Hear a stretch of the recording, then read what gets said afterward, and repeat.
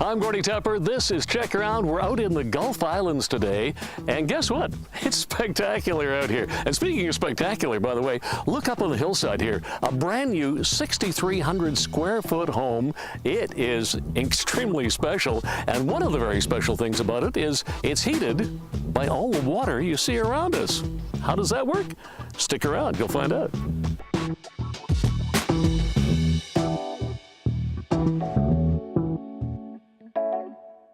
Okay, so how does the ocean heat a 6,300 square foot house? Well, you know what?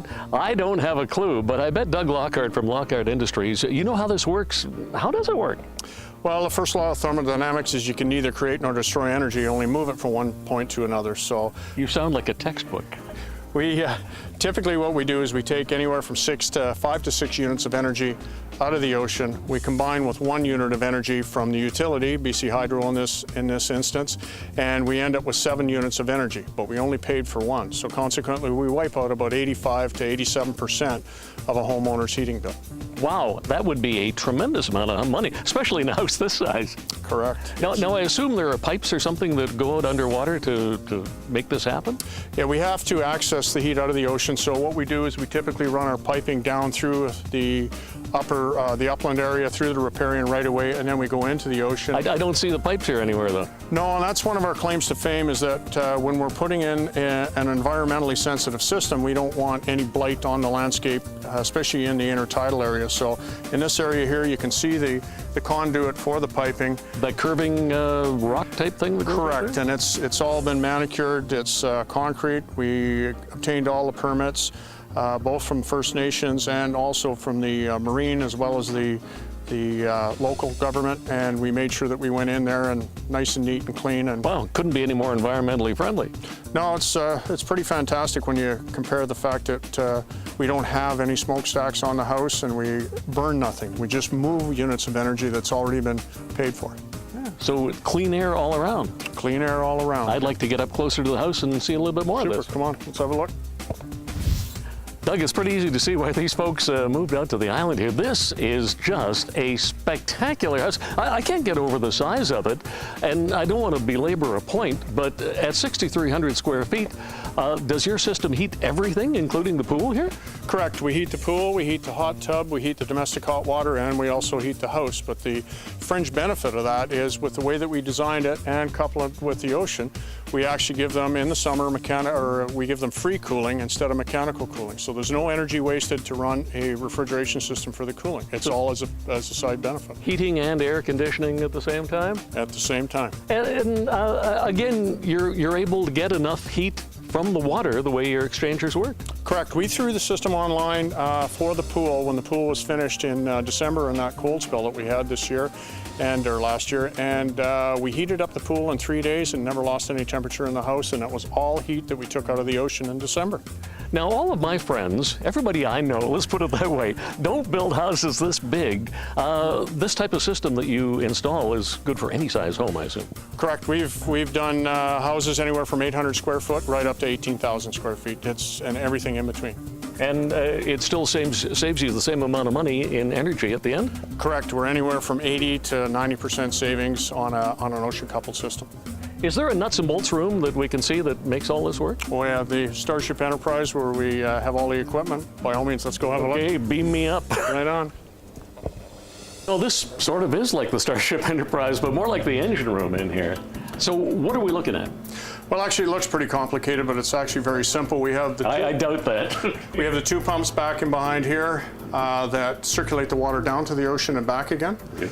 This is where it enters into the building. This is the seawater coming in here? This is all the seawater. Well, it's actually the circulated water under the sea that's coming in. It's fresh water. So it's not like ocean water? No, it's circulated water. This then goes overhead. It connects to these 6 heat pumps here.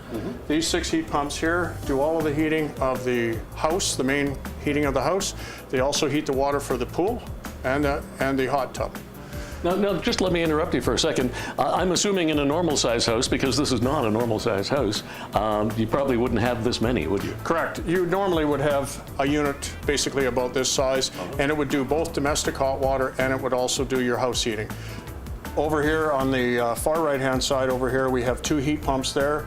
Those are for heating the domestic hot water, which of course feed into this tank, which feeds into the electric hot water tank. So they are basically heating the domestic hot water at 1/4 to 1/5 the cost that it would be electrically. So worst case scenario, there is an electric backup to all of this, but Correct. Generally speaking, I gather it's not used much. We haven't, we fired it up and commissioned it to make sure everything worked, and then we promptly shut it down so that we didn't use it.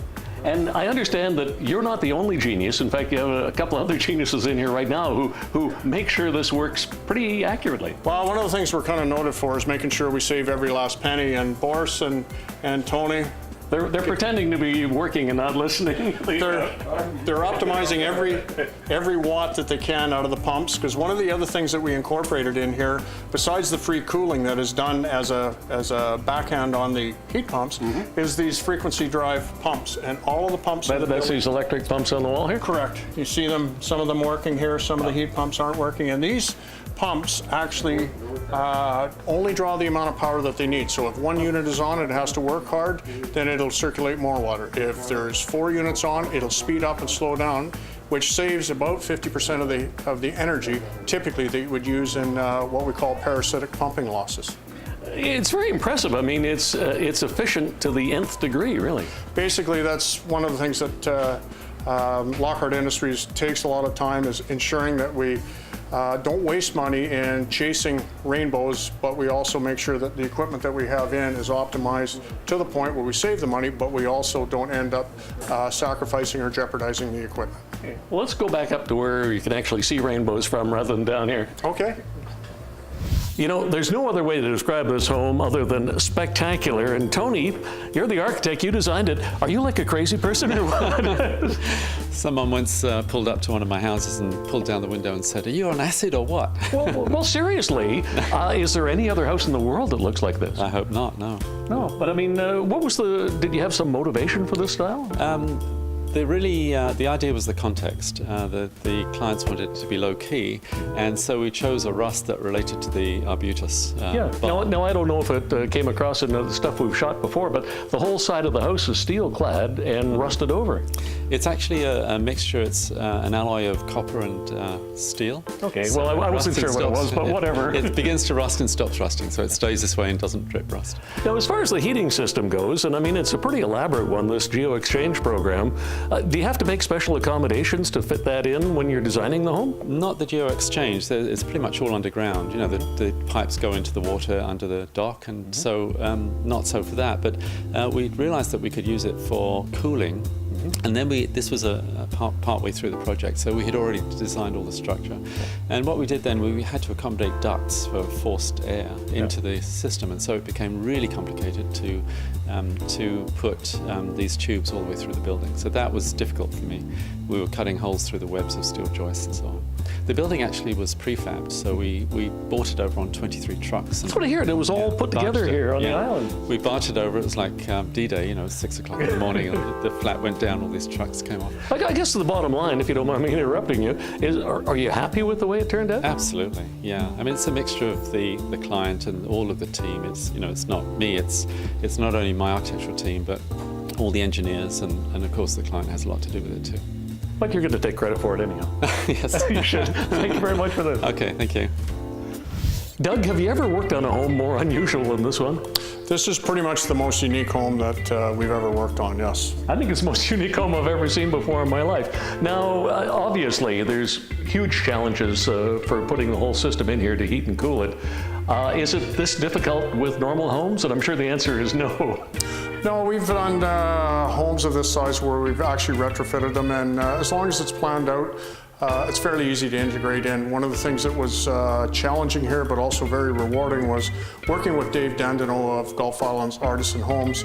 He facilitated a lot of the integration of the features and the equipment to allow us to be so efficient. As a homeowner myself, I'm thinking, well, this all sounds pretty nice, but would you have to totally rip my house apart to renovate it? No, that's one of the things that we love to do, is seamlessly come in, transparently come in, and build the system into the home, whether it be the existing home or into a new structure. And typically with anywhere from this size of home to a 2,100 square foot you know, 3-bedroom home, we are typically anywhere from 3 to 5, 5 to 6 year payback on the initial investment. So at the end of the life expectancy of the geo-exchange system, you're looking at anywhere from $60,000 to $100,000 that you've banked in the savings plus paid for the system. So in other words, graphically speaking, when you tell them what the price will be, they go, what? And then when you tell them how soon they'll get their money back, they go, oh. Well, that's one of the analogies I like to use is it's like getting a very high-end car that gets about 185 miles to the gallon, because you end up with all the luxury, the safety, the longevity, because they last anywhere from 2 to 5 times longer than a conventional heating system. But being that they run at 1/6 to 1/10 the operating cost, they pay for themselves dramatically quicker than a conventional system. And speaking of cars and, well, polluting, if you will, the CO2 emission from the systems you put in is like negligible or zero. Approximately 94% of the power content supplied in British Columbia is green energy, because it's water over a dam. Now, with respect to that, if you look at that component, we are saving anywhere from 85 to 90%. So the CO2 component is virtually nil. In a home like this, it was calculated out to be just a little under 60, around 58 tons of CO2 a year is what they're saving by using geo-exchange and just moving the heat from the ocean into the house. Pretty impressive. How would people find out more? You have a website, I bet. Correct. Lockhart.ca is our website, and there's a number of different articles on our website that allow people to go and have a look at geo-exchange, the benefits, the paybacks, these sort of things, and then they can give us a call, and we come and assess the system, their operation or their home, and see what we can do for them. Doug, thanks so much for doing this. Thank you very much.